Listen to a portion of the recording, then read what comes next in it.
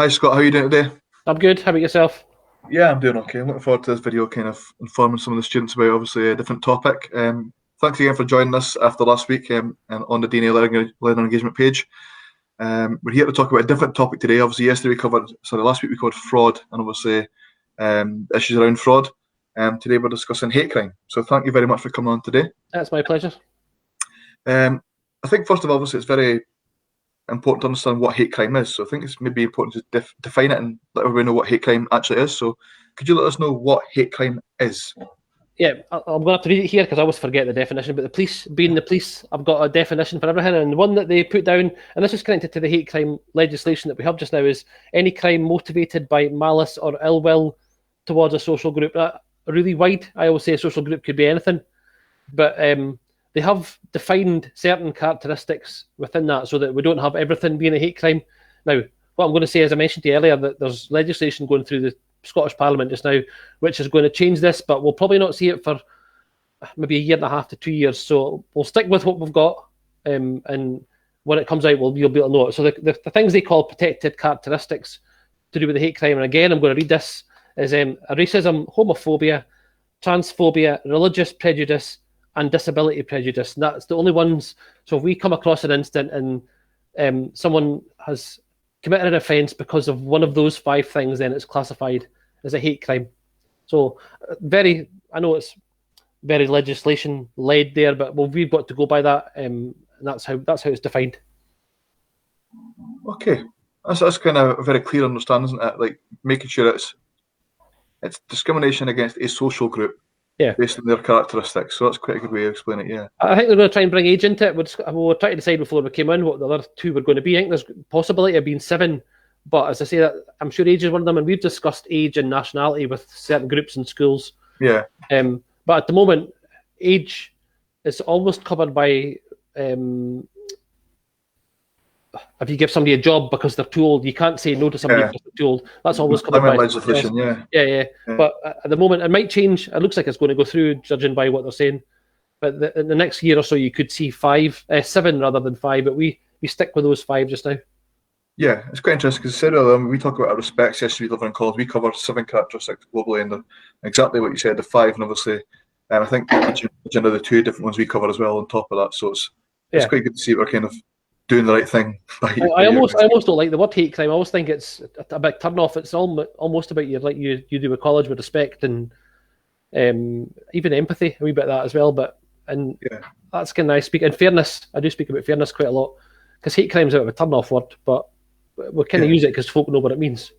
I think it's difficult because hate crime, the terms become so politically charged that people automatically pick a side, but they don't realise the actual point of it is just being nice to each other, you know? Yeah. A lot of the stuff I do in schools is about kindness, and it's very much a primary school word, but it applies to everybody, doesn't it? So I think we can do with a lot more kindness in the world. Yeah, definitely. I know there's a load of that just now going on, but that's what we've been speaking about for years, but there's more of it recently with everybody being stuck in their houses. Yeah, frustration. Yeah. So the term hate crime, do we know when it started or how it came about? Is there probably won't be a specific time, obviously, in date. It's probably been around for a while, but when did it become more common and what sort of things we were more aware of? So I suppose, I'm no historian, but I suppose if you were to go back to the 70s when I was just born, you're going to get a lot more because there was a lot of folk coming from maybe the Caribbean across to Scotland, and you saw more of it because people were, it's almost an unknown, isn't it, where somebody with a different coloured skin. And prior to that, you might not have seen quite so much because less were accepted. We're seeing more of it now, and I'm going to guess it's online. It's probably brought the most of it in because some people online are just seeing a free rein to say what they like. It's just you don't even need to say your name. You could stick a fake name up on the screen and say what you like. And we spoke about this before we started here about how online stuff is just giving anybody a chance to say whatever they feel like. And I was speaking about my Twitter. It's a bit of an echo chamber I've got because I delete and block words so that I only hear what I want. I don't know if that's healthy or not. It means that I'm not necessarily hearing things from people that are just going to be spouting hate all the time, and I don't necessarily need to hear it. It's probably healthy not to hear it, but I suppose it's come recently as a result of social media. The fact we're stuck in the house more often, is certainly no help to very much. So it wasn't a date as much as fear of the unknown. I suppose the 70s, when there was a lot of folk came from the Caribbean that we were unaware of, people with black skin. That was something we didn't see, and it probably started off really about then. Okay. I mean, I suppose you're right. It's when the world comes together, obviously, we want to be more connected. It's part of human nature to be connected to other people. And I think that's more prevalent now than ever with lockdown. We're realising how it impacts us not being connected. But with being more connected, like you said, the internet, social media, giving us kind of methods of doing so, you're going to see new problems. And obviously, when people come together, you're going to see clashes. And I think that's what you're saying. You're seeing a lot more of it now, aren't you? Yeah. When I speak of it in schools, I do a bit with primary schools, but I sort of changed the tone a bit. I always say to them, if you were to go up to somebody in the street and say what you like to them, and you weren't very happy with it, it's no different online. The only difference online is folk can hide behind another personality online. Yeah. They're not going up and calling themselves just Scott Maybury, but in the street, I can't really avoid being me, you know? Yeah. So if you weren't able to say it to somebody in the street, then let's say it's no different. Yeah. Online, it's exactly the same. And you can, the offences for in the street, although they're slightly different, they're pretty much the same idea as you would do face to face. Yeah. I mean, I think we're looking at as well as people think they're almost anonymous online, but with the methods we've got of technology nowadays, especially in the police force, it's almost easier to find someone online than it is to find them face to face in person, because obviously you're relying on witness accounts in the street, I suppose, aren't you? And somebody recognising a person. The only thing that gives us problems online is geography, because I could have somebody that's sitting in, and I'm just going to name a place, Texas somewhere, for example. It's not always that. And I'm going to struggle a wee bit here because they're so far away and it's difficult to get there. There are ways and means, and I'm not an expert on IT, but the folk that do know how to find out where things are getting posted from through their IP addresses, and they could find out from that. I've had success from an IP address trying to find things that were done online. It takes a while for the companies to get back to you, but they do. And whilst you're not an IT expert, the police do have obviously people who are responsible for that. Yeah. And I'll be honest with you, I've used Microsoft in the past. It was quite quick, and I wasn't expecting Microsoft being bigger than Police Scotland to come back to me as quick, but they did, and I managed to get an address up, thankfully nearby, and I was able to get someone out of it. But we do use the companies. There are a few of them that are not particularly helpful. The social media companies are not very helpful. That's probably the best way to describe it. I had quite good success from Microsoft. I was quite surprised, given the size of the company they are. But the WhatsApps of this world are not helpful at all. Yeah. They're not bothered. So it's not good, is it? Hopefully in future that changes. Yeah. Can you give us some examples of kind of behaviours or words that would constitute hate crime? This is almost me. So when I go into secondary schools, I speak to S3s in secondary schools quite a lot about that, and I almost go and set up to try and have them saying things that I might shock them, and I use the P word and the N word, and I use them all the time, but I actually go up to say, I'm going to say these words and I want you to react to it, and they take aback the fact there's a police officer saying words that are racist, you know. But I do it for a reason, and I'm not doing it it's almost in context. They don't like it very much, but I always say that's the point of me saying these things, because I want you to react to me saying them when you wouldn't expect me to say these type of words, you know. That's obviously for racist stuff. We discussed what the words mean. So I'm going to say it here just because it's context here about the use of the word Paki. Gets used quite a lot. And I only know one Urdu word in my life, and Pakistan is land of the pure, and that's the only one I know. So the word Pak comes from pure, and I'm sure I'll get corrected with this, but I've checked up on it and I know that's what it means. So we also discuss why people say that and where it actually comes from in Urdu. So there's a lot of, that's more for the racist things. There's probably a lot of words that were said when I was young in sitcoms in the 80s that you wouldn't see at all. There was a few sitcoms in the 80s that you certainly wouldn't be able to use the scripts because they were almost seen as racist or against folk with disability, or whether they were their sexuality, and it was quite common and people laughed at it. But nowadays, things have changed, and rightly so, but we couldn't have put up with these type of things that happened in particularly the 80s. Alf Garnett was the sitcom I used, which was I was young when it was on, and Alf Garnett was an old racist man, for wanting a better phrase, and everybody laughed at it. Yeah. Thankfully it's not on now, and you wouldn't be allowed to show it now, but it was quite common in those days. I think that's the thing. We've got to understand that at different eras in time, social circles weren't as evolved, so social aspects weren't as evolved as they are now. Mm-hmm. And technology's obviously helped us kind of improve and kind of adapt a lot quicker. But social kind of circles take time to catch up. But we've got to do that by challenging this behaviour when we see it, obviously, and understand that some of them may be different generations of people went through different kind of aspects of what was acceptable and what wasn't. Yeah. But it's kind of, like you said, when you went to school, you use these words to kind of bring awareness to them, and obviously that the reaction should be shock. It shouldn't be normal, these words being part of the vocabulary. Yeah. So using that kind of challenging that behaviour and making them aware that it's okay to challenge that behaviour when you see it, will help obviously remove this from kind of different generations, I suppose. Yeah, because I want them to be shocked, and I'm not a big one for shocking folk because that doesn't always work. Yeah. This was the context behind it was what it worked quite well. Exactly, yeah. And as a result of that, I always got people in schools and telling me about such things that's happened to them, and a lot of disability things, because folk don't see disability as a hate crime, and it's probably that's the fastest growing. I don't mean that in a positive, in a good way. It's happening without folk realising it. And we get told stories about people that have come in the class, and they're quite happy to speak in front of their classmates about a disability hate crime, whether they've got a relation in a wheelchair or whatever it might be. Yeah. So it's good to hear. It'll be quite brave to stand up in front of your class and tell me about it. I don't ever say to anybody you have to, but this, I remember one that they did. Yeah. So. I mean, we do similar respect session, ask people to share if they've had any experience of hate crime, and again, it is very brave for people who do discuss that. I'm happy to do it, but it provides people who haven't experienced it or maybe aren't part of a protected characteristic, who don't experience as much, helps them kind of have some empathy and understand kind of the point of view of what it feels like for somebody that's exposed to hate crime or is a victim of a hate crime. Yeah, yeah. So obviously talked about kind of what behaviours or words could constitute it and gave some examples. What are some of the penalties currently for hate crime? This was a difficult one because although I kind of put a question like that forward, it was one of those things that depends on what's happened to you in the past. I always argue that it comes from somewhere. You're not born like that, and people learn from parents and family and peers and politicians. I'll usually name them. I'm not going to sit and name politicians that I think are probably going to be the cause of these things.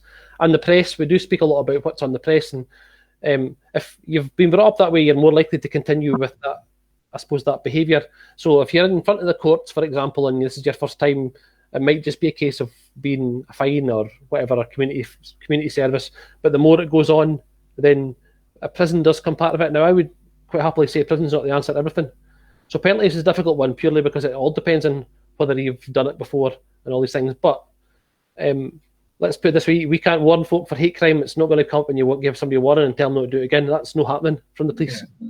Because that means that we're almost condoning it and saying, it's not that bad, we're going to let you off with it this time. Yeah. So warning is never an option. So from an initial penalty point of view, being arrested is more than likely because we can't warn folk for using racist language for things like that, because they're going to do it again because they know that's the only thing that's going to happen. When it goes to courts, it's very much dependent on whether you've been there before and what your background is. And I say folk are not born racist. I'll just use that example. They're learning it from somewhere. So you tend to find it goes through their life and they'll come across it. It's something that we're just trying to educate people that it doesn't have to be like that. Yeah. The penalties are all dependent on what happens, and we'll not warn you. That's probably the good thing to say from this one. Okay, so there will be a penalty regardless of obviously what happens, whether it's minor or more major, depending on your background, but there will always be a penalty for... Yeah. Well, consequences is probably a good way to describe it, isn't it? There's always a consequence. Yes, yeah. And kind of what you're saying is that you understand that whilst it's not acceptable, obviously, that some people have been brought up with kind of that as part of their life, and it's almost their normal.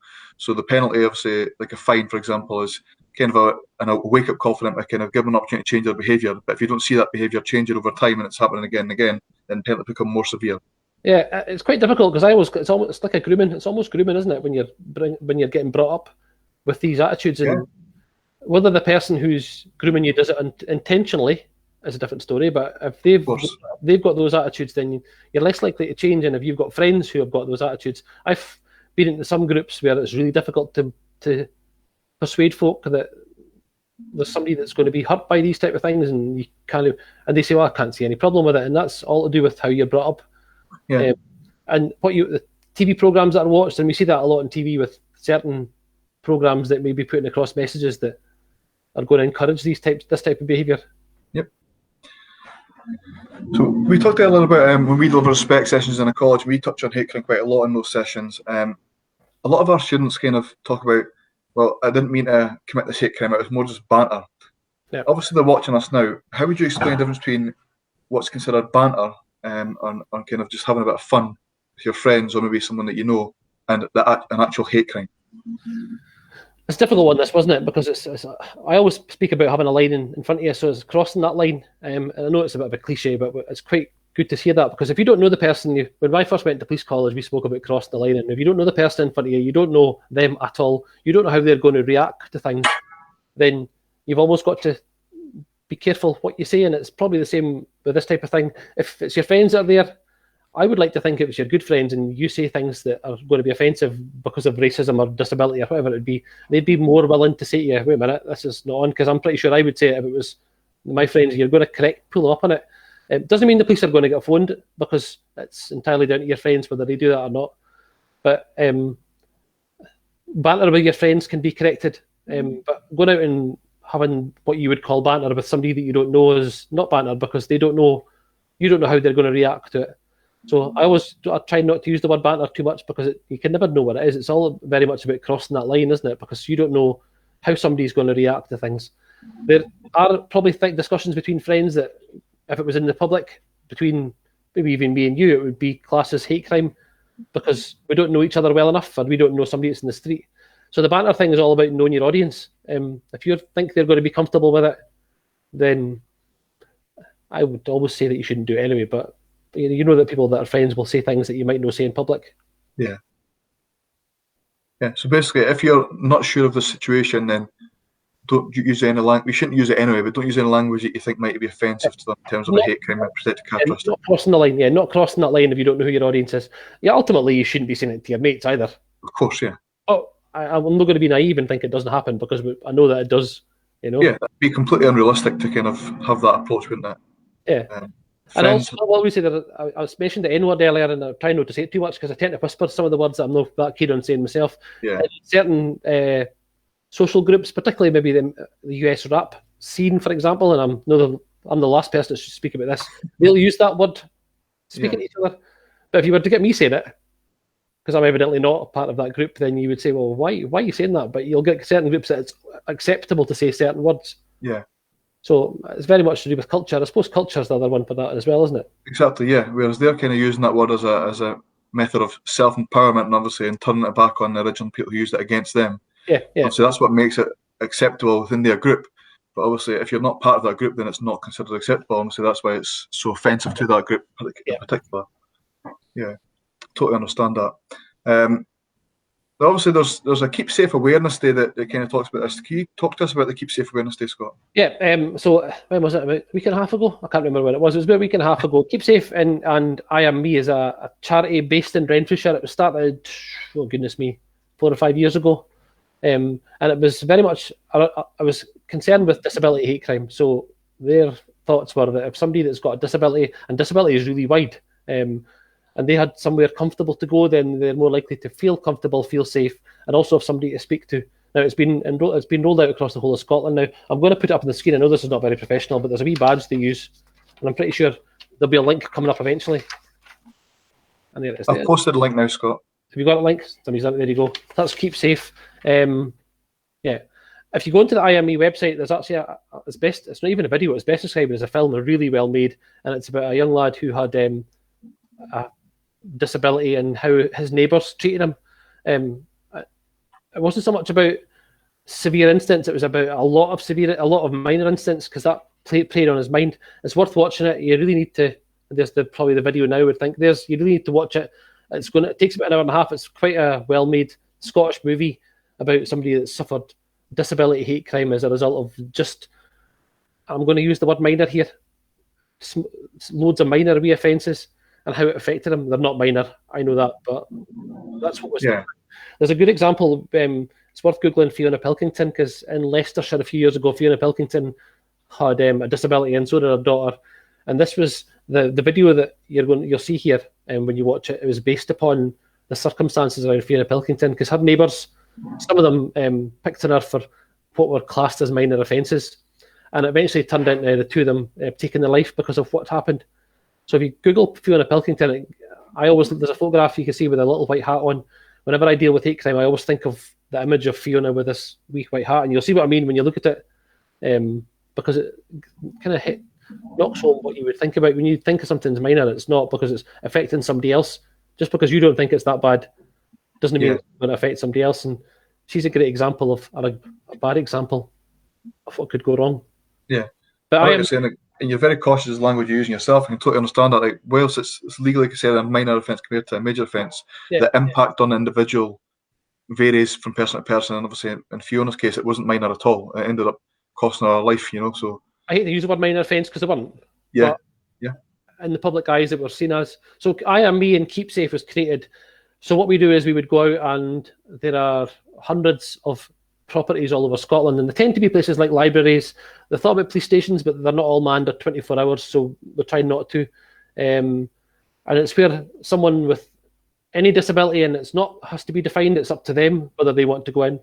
It can go in, and it's almost a safe place, which is probably why it's called that. And it might just be a cup of tea and a chat with somebody. It might be that they've suffered a hate crime and the police get phoned, but it's entirely up to that person whether the police are involved. We've got a few in Tayside now, and we do vet all the places just to make sure that they're safe places, because the last thing you want is people getting put on the list that, of course, that shouldn't be there, you know? Yeah. We try to use universities and colleges, but they're a bit more difficult because of the amount of students they've got. Yeah. Butchers, we've got butchers and places like that. So it's just a comfortable place that someone with a disability could go to. You tend to find that they'll get a wee lanyard with the I Am Me on it, so folk know that they've used it and they're aware of the system. And you get there's a wee KeepSafe card which has got places to put your name. And I asked them not to put too many personal details because we don't want folk passing that. Yeah. So if you go into a shop and you're not very comfortable giving your name, you just show them this wee card. You can get them for free. I've got hundreds of them here. I could get them to the college if need be. And folk can just come about, and it gives the person in the shop an idea of who you are. And this, say you've got milk allergies, for example, getting a cup of tea and not be able to say I can't take milk. It sounds really small, but if you can't say that, you can put it on the wee card. Yeah, of course, milk in it. It's just things like that. There's also an app called KeepSafe Scotland, which has got all the stuff that I've just spoken about. It tells you where your nearest KeepSafe place is. I think that's how actually. Was it KeepSafe or I Am Me? If you Google it, if you go into your app store, you'll see it. And it also gives you directions to your nearest KeepSafe and I Am Me location, so you don't even need to know where it is. They'll tell you where to go. It's brilliant. It's really good. So I mean, I've got a lot of involvement with it because it's something that's really useful, and if it's going to help people with a disability that doesn't have to come to the police, because we know the answer to everything, then it makes it easier for people to handle situations. Exactly. I suppose there's only so much the police can do. Obviously, they're overwhelmed, I can imagine. But yeah, it's good that there's different kind of social aspects out there, like the local butchers trying to help it. It gives a real sense of community, trying to help keep people safe. I mean, what could be better at the end of the day than the community, try to keep people in the community safe. Yeah. Have you looked? There's a wee sticker, the I Am Me and the KeepSafe badge, which you'll see on the links there. The shops we kind of give them some wee bit rules there, and part of the rules is one of them they've got to put the sticker up so folk are aware that they're part of this. They don't have to, but they tend to do that. You're not going to sign up and not put the sticker up. Exactly. Yeah. You're doing it to help out. Got one on the door. I know we're not allowed to go in there too much now, but the Overgate and Boots have got it on their door. So if you look out for that, then you'll realise that's what's for. That's aimed at disability hate crime. It's not really for the other one. But if you were to go in and say that somebody had been racist towards you, they're not going to put you out the door. They'll, of course, yeah, they'll look after you because they've got a degree of knowledge of what hate crime is, because we give them a wee training course before they do it. Yeah, these organisations obviously offer their support to people who suffer from disability hate crime, but they're not going to turn away anyone else because they're not suffering disability hate crime themselves. I totally understand what you're saying. Yeah. But it's good to know they're out there. I didn't know about that at all, so that's helped me kind of understand that there's more support in the community than I thought there was initially. So that's good to know. If there are any people that know of groups, we tend to use obvious things like the Deaf Hub across the road from police headquarters in Dundee as well. But if you know of groups who would be willing to be a KeepSafe place, then just give me a shout and we'll get sorted. It's difficult just now because we're not really allowed to do training face to face, but of course, there's ways around it. So yeah, there's always a way around it if we're looking to keep it safe and help in the community. Yeah. Well, thanks very much again, Scott. Again, very interesting. I've learned something new as well, so I'm enjoying these videos as much as I'm sure the students who are viewing it are. Again, thank you very much for coming on. Hopefully we can get some more videos in future, and then we can learn some more topics from yourself. I'm a very knowledgeable person. So again, thank you very much for contributing to the DNA Engagement page. And speak to you again soon, Scott. Okay, see ya. Take care. Bye.